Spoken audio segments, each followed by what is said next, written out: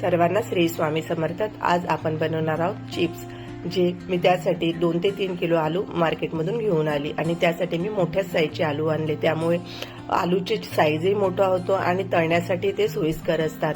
सर्वप्रथम मी सगळे आलू शिलून पाण्यामध्ये धुवून घेतले. नंतर त्या चिप्सच्या मशीनने ते व्यवस्थित पाडून घेतले. तुम्ही बघू शकता आलूचा साईज मोठा असल्यामुळे चिप्स सुद्धा असे मोठे मोठे पडले आहेत.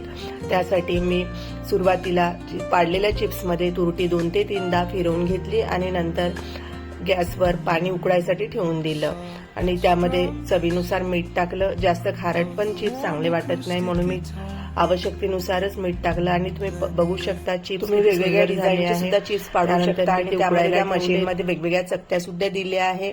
आणि तुम्ही बघू शकता ते छान व्यवस्थित उकळून घेतले आणि मी ते वाळवण्यासाठी मागच्या अंगणामध्ये घेऊन गेले. तर सर्वांना श्री स्वामी समर्थ. तर कसा वाटला माझा आजचा व्लॉग ते मला नक्की कमेंट्समध्ये सांगा.